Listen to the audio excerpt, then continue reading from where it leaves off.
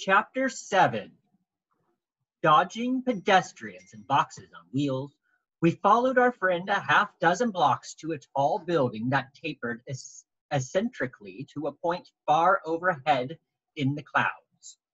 Flying from wire to pole to branch, Mr. Geriger led us around a clump of trees to a concealed pit topped by a grid of metal strips. We gathered beside him on the concrete rim of the pit. A stream of warm air billowed up from its unknown depths. "Okay, Petey," instructed Mr. Geriger. "Walk out on that ventilator grate and flap your wings."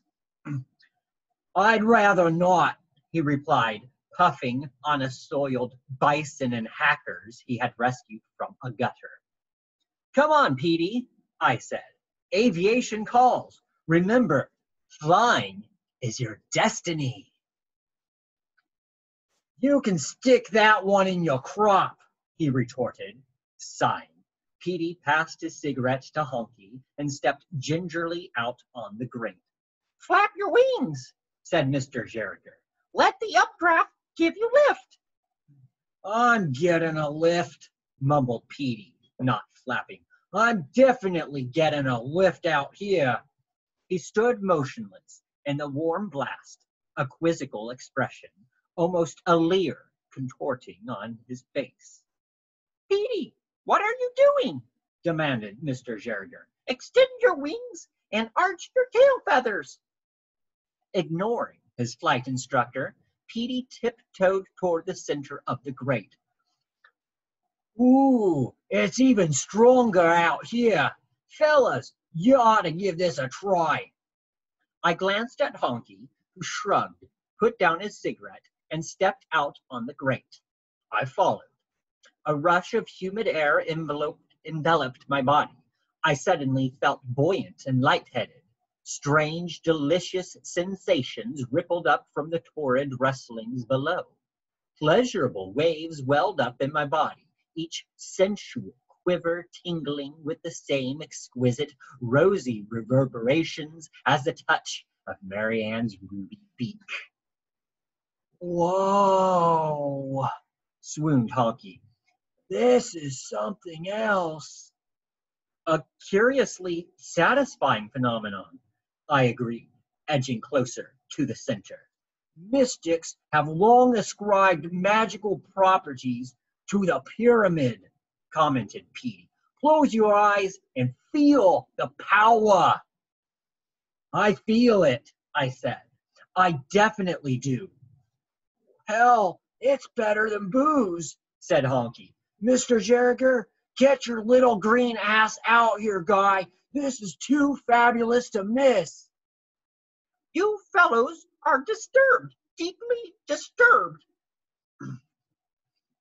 sighed the parakeet, watching us forlornly from the rim. "Cat food on the hoof, and proud of it to boot." We're all extremely jealous. Honky has procured his shoes, a nice pair of color-coordinated white Oxfords in approximately his size. He's been clopping around, pleased as punch, admiring his reflection in a large piece of tinfoil.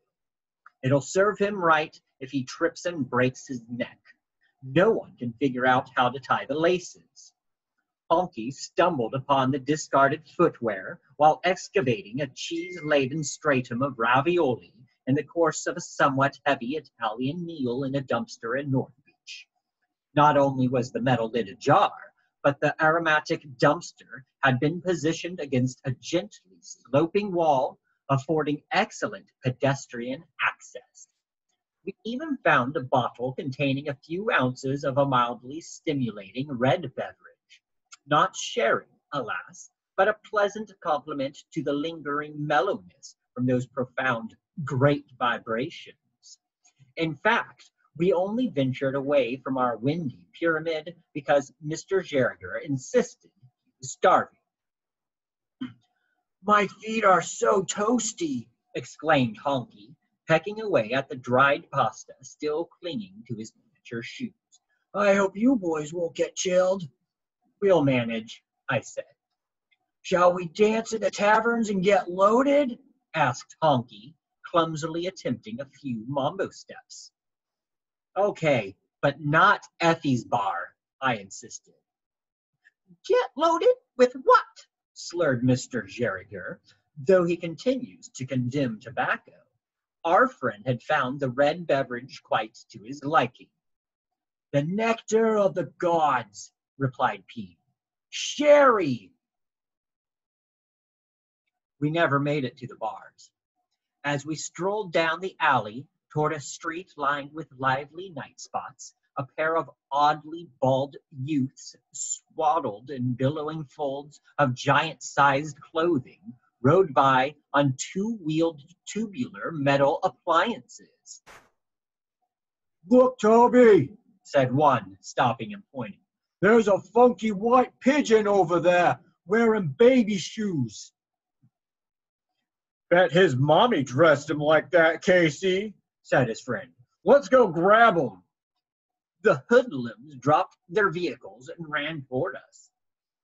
Trouble, fellows, warned Mr. Geriger. Fly! Alarmed, Petey and I fell back up the alley as Honky hobbled after us. Brave Mr. Geriger did his best to harry the advancing youths. Get away from me, bird! Shouted the taller of the two, waving his arms. Call a cop! Call a cop! Shrieked Mr. Geriger, swooping around their heads. Grab that pigeon! Bellowed the other tough, closing in on Honky. Don't let him get away! Desperate, Petey and I backtracked to our terrified pal, pulled him bodily from his shoes, and shoved him through a narrow opening in a brick wall. We followed, quickly withdrawing into the musty darkness under a building as the two toughs crouched down and peered in. You see him, Tob? Nah, don't see nothing, Case. Bastard's in there, though. Come on out, buddy. We got your little shoes. We just don't want to put them on ya. Don't be scared. Drop dead, jerks, we heard Mr. Geriger say, adding for contextual dissonance, better mental health begins at home. Flake off, creeps. The bastard's asking for it, Casey, said a creep. Let's go get our slingshots and nail the mother. Yeah, maybe we could sell his feathers. Seconds after the toughs departed, Mr. Geriger flew in. Quick, let's get out of here, fellows, before they come back. What a jip, wailed Honky. 10,000 chiefs of police in town and not a cop in sight when you need one. 20 minutes later, we received yet another shock. We returned to our susurrus grate to find it occupied by two coarse rustic men lounging in breezy dishabille and guzzling from brown paper wrapped bottles. Parked nearby were two metal rolling carts piled high with grubby bundles. Look, Mac, we got company, said one of the men. Who is it, Sam? Asked his partner, taking a swig. Tell them we're not at home. It's a bunch of pigeons, Mac. One of them is smoking a cigarette. Ever vigilant, Petey had sniffed out a discarded vice boy on our panicked run down the hill. Hey, this is a no smoking section, slurred Sam. Ignoring the oath, Petey passed the cigarette to his despondent, shoeless pal. Mr. Geriger, I said, can you ask these rude trespassers to leave? I can try, he replied doubtfully. Budgies like their privacy. Please leave, intruders. My uncle drives a Buick. Please leave. Hey, Sam, I never heard a pigeon that could talk. It ain't a pigeon, Mac. It's a little teensy bird. Where? Up in that tree. See, he's kind of shy. Talks good, though. Talks better than you do, Sam. Maybe he wants a drink. You want a drink, little buddy? Budgies enjoy refreshments. My uncle's in Baltimore on business. Pour him a drink, Mac. Pour one for his uncle, too. Oh, sorry about that. Budgies enjoy refreshments. My uncle's in Baltimore on business. Pour him a drink, Mac. Pour one for his uncle, too. But his uncle's in Baltimore, Sam. Yeah, but maybe his aunt's hiding out in the dark there. Mac removed a shallow pan from a grungy pack and placed it on the concrete rim. Both men tipped in a small splash from their bottles. Petey, Honky, and I rushed it as Mr. Geringer flew down to join us. Wow, what have we got here, Sam? Are some real party animals. The rosy liquid was cloyingly sweet, but quite potent. We began to relax and edged out on the stimulating grate. Mr. Geringer remained expectantly beside the empty pan. Only thing I ever had in my life, cried Honky, his feathers fluttering, were those shoes, and people stole them. Why? Why are people so cruel, Robin? Not everyone's cruel, Honky. These fellows, for example, they're being quite pleasant. Too bad that fat pigeon there smokes, Sam, remarked Mac. But he'd be good for eating otherwise. Alarmed, we backed away from our rude companions. Yeah, Mac. Nothing like 'em splayed open and barbecued.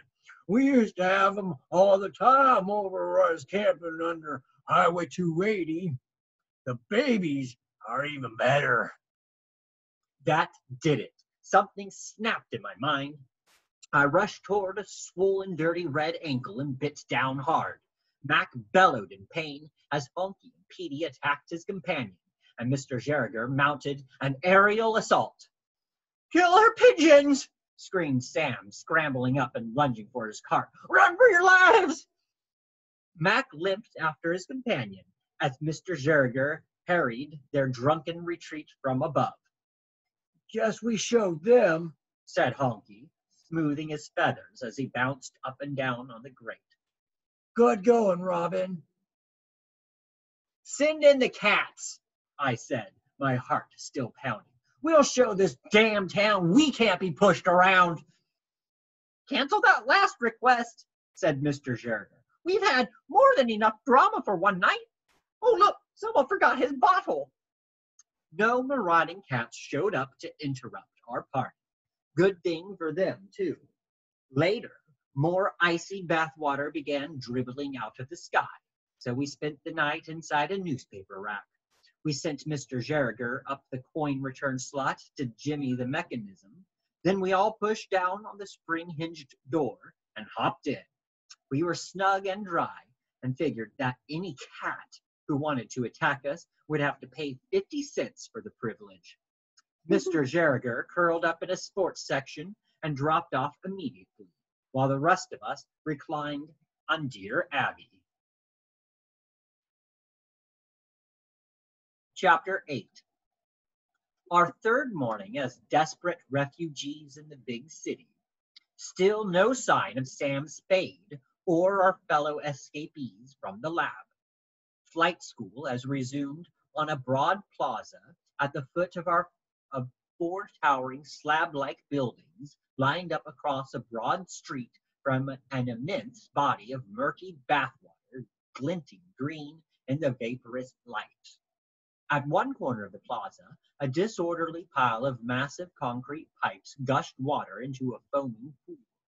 Mr. Geringer thought it might be an old sewage plant that had been abandoned or bombed. On its mossy walls, more rustic rolling cart men and women reclined in the pale sunshine.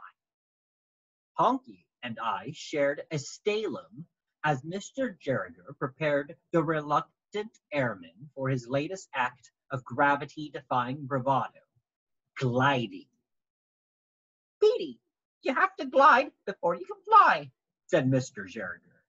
They were poised at the edge of a low concrete wall. Now, stretch out your wings. Petey eyed the potentially bruising concrete at the base of the wall and listlessly raised his wings. "No wonder you can't fly," exclaimed Mr. Gerger. "You've got the wingspan of a canary. I never noticed it before. What happened to your feathers?" "Mary Ann clipped them," explained Petey. "She bobbed us every other Tuesday." "I could use a trim right now," I said, feeling a fresh pang of epic longing at the mention of my love. So could Honky. We're all starting to look a bit shaggy. "No trimming," insisted the parakeet.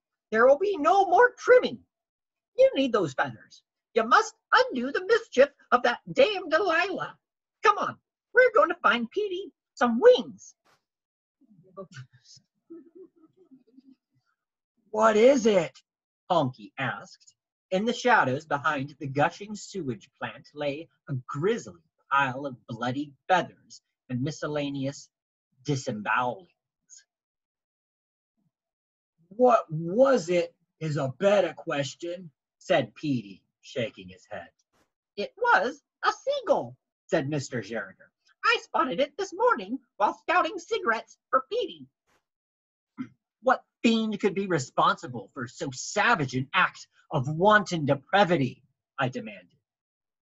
"It was the falcon," said Mr. Gerger. "The Maltese falcon," we piped in unison. "I don't know about that," replied Mr. Gerger. "It was the peregrine falcon who lives on the roof of the Mark Hopkins Hotel. I didn't know he had a taste for seagull. He usually dines on pigeon." I looked around at my pals and coughed. "Well, fortunately, we don't have to worry about that. What does this falcon look like? Is he gleaming gold, encrusted with dazzling precious gems?" "Not that I noticed," replied Mr. Gerger. "He's big and terrifying. He's the biggest, fiercest bird I've ever seen. You'll know him when you see him." "I don't want to see him," exclaimed Petey. "Another reason to learn to fly," said Mr. Gerger, sorting through the feathers. "You fellows are sitting ducks on the ground." Once again, Petey was poised on the low wall, his stubby wings now augmented with the macabre remnants of a deceased seagull. "I feel like an idiot," he said. "You look like Jack the Ripper," commented Honky. "I hope those feathers hold," said Mr. Gerger, tucking in some ghoulish loose ends. "Okay, Petey, thrust out your wings, leap forward, and feel yourself soaring." "More like feel yourself sorely," giggled Honky. "I need a drink," announced Petey. "We all have our cravings," replied Mr. Gerger, "but we're suppressing them. What we need right now is for you to show some guts and jump off this wall." "If the flies are any indication, he's showing more than enough guts already," observed Honky. "Go for it, Petey," I called. "You can do it." My friend raised his wings, closed his eyes, and launched his feathered tonnage into space. Amazingly, he did not fall like a brick, but sailed forward in a neatly controlled descent, landing beak first more than 7 meters in front of the wall. Honky dropped his cigarette. We stared at each other in stunned bewilderment. We had witnessed a miracle. Sedentary, overweight, uncoordinated, intellectually overburdened Petey had flown. "Where am I?" he asked, rubbing his beak. "Bravo, Petey!" exclaimed Mr. Gerger. "That was a tremendous glide, absolutely first rate." "Hell, it was nothing," said Petey modestly. "Some people just have a natural gift for flight." On his second glide, Petey sailed 3 meters farther. On his 5th glide, he dipped one wing and turned. On his ninth glide, he flapped his wings, turned again, and landed back on the same wall. That was no glide. That was flight. Okay, Mr. Jerriger, said Honky. You've got another volunteer. Suit me up, guy. Me too, I said. Let's go raid those seagull remains. When we returned in our sanguinary flight guard, the plaza wall was crowded with well-dressed people dining from brown paper bags in the warm noontime sun. Oh my God, Tom, said a woman, pointing at Honky. That seagull's all bloody. I don't think it's a seagull, said her companion.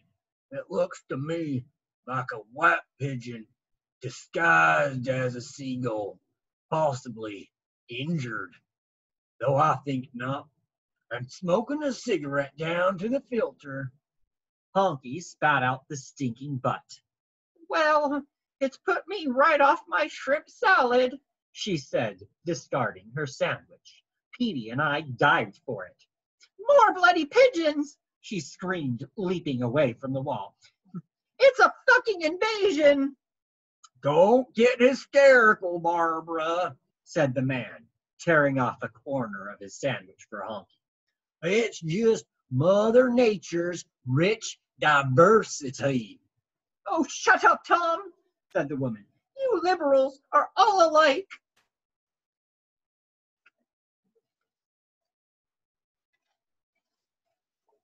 Chapter 9. Guess what? I'm flying. Well, technically gliding, but definitely navigating through space with a void under my feet. So is Honky. Turns are still pretty scary. Solid obstacles loom before us with terrifying abruptness, and with each landing, sadistic gravity smites one's body with Earth's entire planetary mass, bruising to the flesh, yet exhilarating to the soul. And what a concrete way to achieve emotional grounding! The transformation in one's consciousness is profound. A few days ago, I was a stalwart biped, looking up at the world from a perspective barely loftier than a bug's. My ambitions were pedestrian, to find comfortable, theft-resistant footwear. Now, I'm a creature of the sky.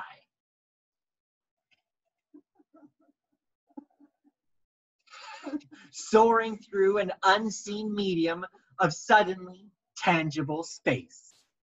When I arch my wings, I can feel a force bodily pulling me heavenward. Petey says this invisible force is the power of flight, still resident in the seagull remains. Two mysteries.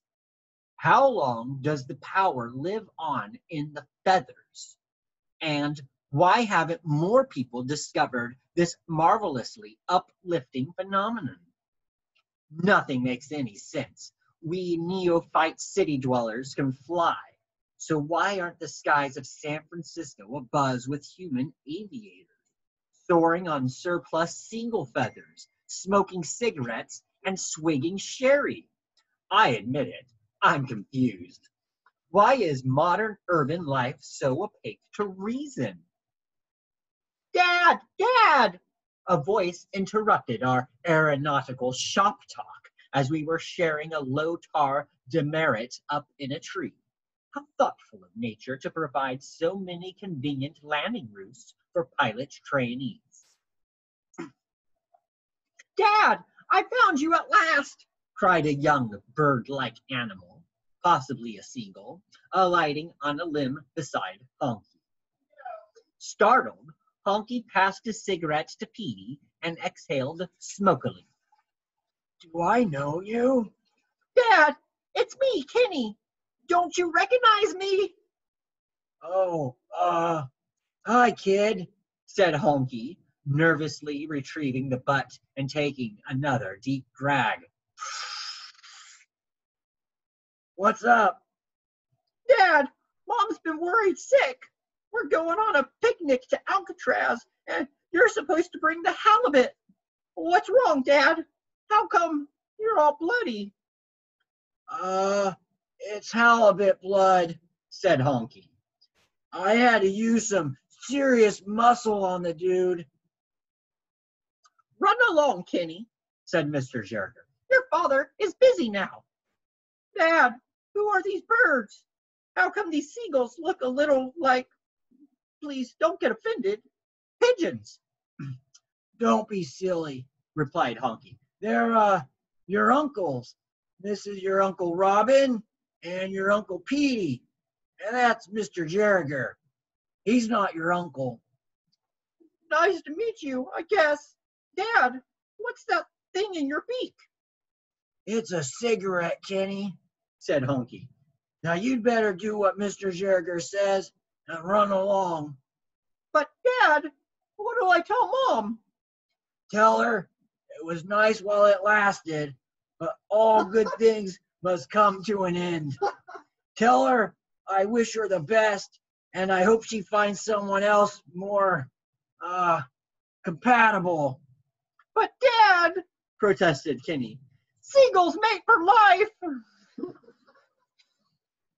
Don't believe all the propaganda you hear, sniffed Honky. We mustn't be a slave to biological determinism, agreed Petey. Take a powder, nephew. This tree is reserved for adults. Okay, I'm leaving, said Kenny. But Mom is really going to be steamed. She'll get over it, replied Honky. Have a nice life, son. Watch out for the Mark Hopkins falcon. Yeah, right, said the callow gull, taking wing in disgust toward the distant bay of fetid bathwater. Maybe we should have told the poor kid his father got eaten, said Honky. Well, it's a little late for that, I pointed out. Face it, my friend, said Petey. You're a family man now.